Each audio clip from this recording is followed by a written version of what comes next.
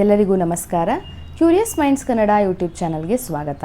ಈ ವಿಡಿಯೋದಲ್ಲಿ ನಾವು 7ನೇ ತರಗತಿಯ ಸಮಾಜ ವಿಜ್ಞಾನ ವಿಷಯದ ಅಧ್ಯಾಯ 12 ಭಾರತದ ಪ್ರಾಕೃತಿಕ ವಿಭಾಗಗಳು ಈ ಪಾಠದ ಅಭ್ಯಾಸ ಪ್ರಶ್ನೋತ್ತರಗಳನ್ನು ನೋಡ್ತಾ ಹೋಗೋಣ.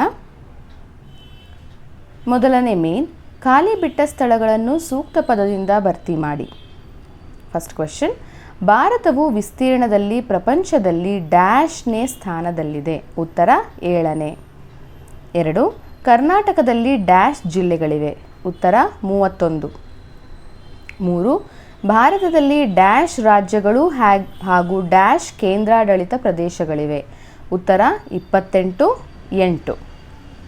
4ನೇ ಪ್ರಶ್ನೆ, ಭಾರತದ ಅತ್ಯಂತ ಎತ್ತರವಾದ ಶಿಖರ ಡ್ಯಾಶ್.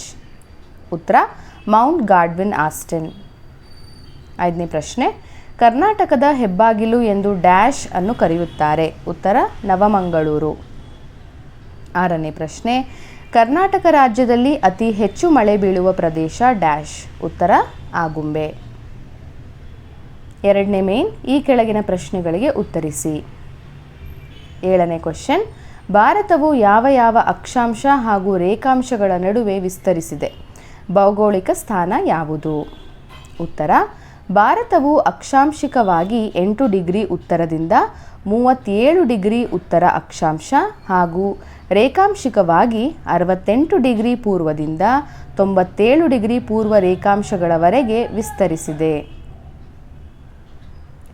8ನೇ ಪ್ರಶ್ನೆ, ಕರ್ನಾಟಕದ ನೆರೆಹೊರೆಯ ರಾಜ್ಯಗಳನ್ನು ಪಟ್ಟಿ ಮಾಡಿ. ಉತ್ತರ, ಕರ್ನಾಟಕ ರಾಜ್ಯವು ಜಲ ಮತ್ತು ನೆಲ ಮೇರುಗಳೆರಡನ್ನೂ ಹೊಂದಿದೆ. ಉತ್ತರದಲ್ಲಿ ಮಹಾರಾಷ್ಟ್ರ, ಪೂರ್ವ ದಿಕ್ಕಿನಲ್ಲಿ ಆಂಧ್ರ ಪ್ರದೇಶ ಮತ್ತು ತೆಲಂಗಾಣ ಹಾಗೂ ನೈಋತ್ಯದಲ್ಲಿ ಕೇರಳ ರಾಜ್ಯಗಳಿವೆ ಹಾಗೂ ಆಗ್ನೇಯ ದಿಕ್ಕಿನಲ್ಲಿ ತಮಿಳುನಾಡು ರಾಜ್ಯವನ್ನು ಹೊಂದಿದೆ. 9ನೇ ಪ್ರಶ್ನೆ, ಭಾರತದ ಪ್ರಾಕೃತಿಕ ವಿಭಾಗಗಳನ್ನು ಹೆಸರಿಸಿ. ಉತ್ತರ, ಭಾರತವನ್ನು ಪ್ರಾಕೃತಿಕವಾಗಿ 4 ವಿಭಾಗಗಳಾಗಿ ವಿಂಗಡಿಸಬಹುದು. 1, ಉತ್ತರದ ಪರ್ವತಗಳು. 2, ಉತ್ತರದ ಮೈದಾನಗಳು. 3, ಪರ್ಯಾಯ ಪ್ರಸ್ಥಭೂಮಿ. 4, ಕರಾವಳಿ ಮೈದಾನಗಳು. 10ನೇ ಪ್ರಶ್ನೆ, ಕರ್ನಾಟಕದ ಪ್ರಾಕೃತಿಕ ವಿಭಾಗಗಳಾವುವು? ಉತ್ತರ, ಕರ್ನಾಟಕವನ್ನು ಅದರ ಮೇಲ್ಮೈ ಲಕ್ಷಣಗಳ ಸ್ವರೂಪದ ಆಧಾರದ ಮೇಲೆ 3 ಪ್ರಾಕೃತಿಕ ಭಾಗಗಳಾಗಿ ವಿಂಗಡಿಸಲಾಗಿದೆ. 1, ಕರಾವಳಿ ಪ್ರದೇಶ. 2, ಮಲೆನಾಡು. 3, ಮೈದಾನ ಪ್ರದೇಶ. 11ನೇ ಪ್ರಶ್ನೆ, ಕರಾವಳಿಯನ್ನು ಹೊಂದಿರುವ ಕರ್ನಾಟಕದ ಜಿಲ್ಲೆಗಳನ್ನು ತಿಳಿಸಿ. ಉತ್ತರ, ಕರ್ನಾಟಕದ 31 ಜಿಲ್ಲೆಗಳಲ್ಲಿ 3 ಜಿಲ್ಲೆಗಳು ಸಮುದ್ರ ತೀರವನ್ನು ಹೊಂದಿವೆ. ಅವುಗಳೆಂದರೆ ಉತ್ತರ ಕನ್ನಡ, ಉಡುಪಿ, ದಕ್ಷಿಣ ಕನ್ನಡ. ಇದಿಷ್ಟು ಕೂಡ ನಿಮ್ಮ ಪಠ್ಯಪುಸ್ತಕದಲ್ಲಿ ನೀಡಿದಂತಹ ಪ್ರಶ್ನೆಗಳಿಗೆ ಉತ್ತರಗಳಾಗಿತ್ತು.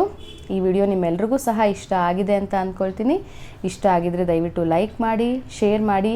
ಹಾಗೆ ನೀವಿನ್ನೂ ನಮ್ಮ ಚಾನಲನ್ನು ಸಬ್ಸ್ಕ್ರೈಬ್ ಮಾಡ್ಕೊಂಡಿಲ್ಲ ಅಂತ ಅಂದರೆ ದಯವಿಟ್ಟು ಸಬ್ಸ್ಕ್ರೈಬ್ ಮಾಡ್ಕೊಳ್ಳಿ ಅಂತ ಹೇಳ್ತಾ ಧನ್ಯವಾದಗಳು.